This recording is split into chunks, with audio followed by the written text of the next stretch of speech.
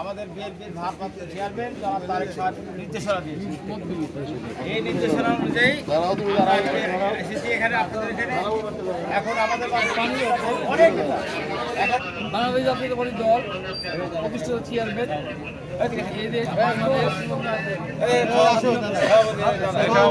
স্বাধীনতার ঘোষক, এদেশ বাংলা কালচারের একটা অংশ। দুর্গাপুজো এই দুর্গাপুজো একটা বিরাট বাংলার যারা সনাতন ধর্ম অনুযায়ী এটা উৎসব মহোৎসব। হ্যাঁ, উৎসব মহোৎসব। মহোৎসবে আমরা এদের স্বাধীন হওয়ার পরে সকলে মিলে এদেশে স্বাধীনতা ও এই সকল ধর্মের লোক যারা আছে দেশে, মুসলিম, সনাতন, বৌদ্ধ, খ্রিস্টান, সকলে মিলে আমরা এদেশে বসবাস করি। বসবাসের সাথে সকল ধর্ম, যার যার ধর্ম, রাষ্ট্র সকলেরই সেইভাবে আমরা এখানে বসবাস করছি।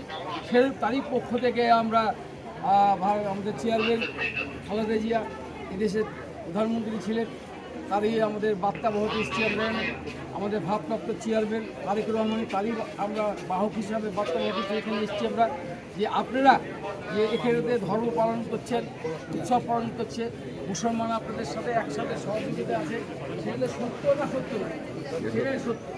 সত্যর সাথে আমরা এখানে আপনাদের সাথে এই দুর্গাপুজোর উৎসবে, দুর্গাপুজোর উৎসবে আমরা মুসলমান ভাইরা একত্রিত সকলে মিলিয়ে আমরা এখানে বসবাস করি।